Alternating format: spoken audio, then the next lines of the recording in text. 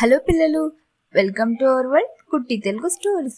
ఈరోజు నేను మరో మంచి కథతో మీ ముందుకు వచ్చేస్తాను. ఈ కథలోకి వెళ్తే, అనగనగా ఒక ప్రశాంతమైన గ్రామంలో రాహుల్ అనే బాలుడు ఉండేవాడు. తను ఒక ఇంట్రోవర్ట్, ఎవరితో మాట్లాడేవాడు కాదు.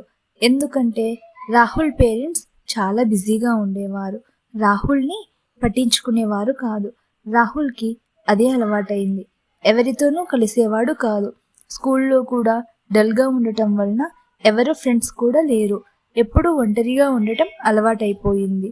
కానీ రాహుల్ మనసులో ఇలా అనుకునే, నాకు మంచి ఫ్రెండ్స్ ఉంటే బాగుండేది ఆడుకోవడానికి అని. అలా ఒకరోజు బాధగా నడుచుకుంటూ ఊరి చివరి వరకు వెళ్ళాడు. అక్కడ ఒక పెద్ద వేప చెట్టు ఉంది. రాహుల్కి ఆ చెట్టును చూడగానే ఎందుకో వెల్కమింగ్గా అనిపించింది. అందుకే రాహుల్ ఆ చెట్టు కిందకు వెళ్ళి కూర్చున్నాడు. ఎందుకో రాహుల్కి తన ప్రాబ్లమ్స్ని ఆ చెట్టుతో చెప్పుకోవాలనిపించింది. అందుకే తన ఫీలింగ్ ఇలా, నా అవసరం ఎవరికీ లేదు, నేను ఎవరికి వద్దు అని ఒక చీటీలో రాసి చెట్టుకు కట్టేశాడు. తర్వాత ఇంటికి వెళ్ళిపోయాడు. తర్వాత రోజు రాహుల్ అదే చెట్టు దగ్గరకు వెళ్ళాడు. అక్కడ తను కట్టిన చీటీ కాకుండా వేరే చీటీ ఉండడం గమనించాడు. అక్కడ ఆ చీటీ తీసి చూడగా అప్పుడు ఆ చీటీలో నీ కోసం నేనున్నాను అని రాసి ఉంది. అది చూసిన రాహుల్కి ఆశ్చర్యం వేసింది, కానీ చాలా సంతోషించాడు. అలా రోజు ఆ చెట్టు దగ్గరికి వెళ్ళి చీటీలు రాస్తూ ఉండేవాడు. వాటికి సమాధానంగా చీటీ కూడా మరుసటి రోజు అక్కడ చెట్టుకి కట్టి ఉండేది.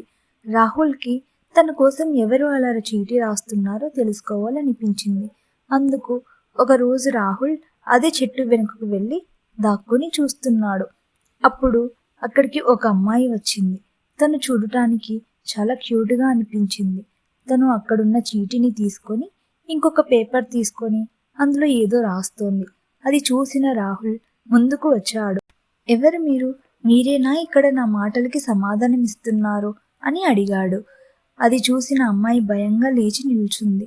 అప్పుడు రాహుల్, భయపడకండి, మీ పేరేంటి అని అడిగాడు. అప్పుడు ఆ అమ్మాయి సియా అని చెప్పింది. అవునా అంటూ ఇద్దరు మంచిగా మాట్లాడుకోవడం స్టార్ట్ చేశారు. అప్పుడు రాహుల్, నువ్వు ఇక్కడికి ఎలా వస్తున్నావు? అసలు ఇంత దూరం ఎందుకు వస్తున్నావు అని అడిగాడు. అప్పుడు ఆ అమ్మాయి తన గురించి చెప్పడం స్టార్ట్ చేసింది. నా పేరు సియా. మా పేరెంట్స్కి నేనొక్కటే అమ్మాయిని. మా పేరెంట్స్ జాబ్ వల్ల చాలా బిజీగా ఉన్నారు. నన్ను పట్టించుకోవడం కూడా మానేశారు అని చెప్పి బాధపడింది. అప్పుడు రాహుల్ తనని ఓదార్చాడు. బాధపడకు సియా, ఇప్పటి నుంచి మనం ఫ్రెండ్స్ అంటూ మంచి ఫ్రెండ్స్ అయిపోయారు. రోజు వారు అక్కడ కలుసుకునేవారు. వారికి ఆ ప్లేస్ ఒక సీక్రెట్ ప్లేస్లా అయిపోయింది. వారు గిఫ్ట్స్ కూడా ఎక్స్చేంజ్ చేసుకున్నారు. అలా ఒకరోజు సియా ముందుగా ఆ చెట్టు దగ్గరికి వచ్చింది. తను రాహుల్ కోసం వెయిట్ చేస్తోంది. ఎంతసేపు వెయిట్ చేసినా అక్కడికి రాహుల్ రాలేదు. ఇంతలో వర్షం స్టార్ట్ అయింది, కానీ రాహుల్ ఇంకా రాలేదు. సియాకి ఆందోళన స్టార్ట్ అయింది. రాహుల్కి ఏమైందో, ఎందుకు ఇక్కడికి రావట్లేదు అని వెతుకుతూ వెళ్ళింది. రాహుల్ ఎక్కడా కనిపించలేదు. రాహుల్ అడ్రస్ కనుక్కొని ఇంటికి వెళ్ళి చూసింది. రాహుల్ రూమ్లో అనారోగ్యంగా పడుకొని ఉన్నాడు. సియా అది చూసి కంగారు పడింది. ఏమైంది రాహుల్ అని అడిగి తన టెంపరేచర్ చెక్ చేసింది. రాహుల్కి జ్వరంగా ఉండటం గమనించి తనను కేర్ చేసింది. రాహుల్కి హెల్త్ సరైపోయింది. ఇద్దరూ కలిసి చెట్టు దగ్గరికి వెళ్ళారు. ఇద్దరు ఆ వేప చెట్టుకి ఫ్రెండ్షిప్ బ్యాండ్ కట్టారు. రాహుల్ ఇప్పుడు చాలా హ్యాపీగా ఉన్నాడు. స్కూల్లో కూడా చాలా సంతోషంగా ఆడుకోవడం మొదలుపెట్టాడు. అక్కడ పిల్లలు రాహుల్తో ఫ్రెండ్షిప్ చేస్తున్నారు. రాహుల్ హ్యాపీగా ఉండటం చూసి రాహుల్ పేరెంట్స్ కూడా చాలా సంతోషపడ్డారు.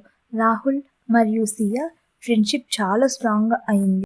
వారు ఒకటి ఆలోచించారు, మన ఫ్రెండ్షిప్ ఈ చెట్టు వలన స్టార్ట్ అయ్యింది కనుక మనం మరిన్ని చెట్లను నాటుదాం. ప్రపంచానికి మనకు జరిగిన మంచి అందరికీ జరగాలని కోరుకుందాం అని చెట్లను నాటారు. ఈ కథలోని నీతి ఏంటంటే, ఎప్పుడు మాట్లాడే వ్యక్తులు కాదు, మనల్ని వినేవారు నిజమైన తోడులు. స్నేహం వెలుగులా కాదు, నీడలా మనతోనే ఉంటుంది.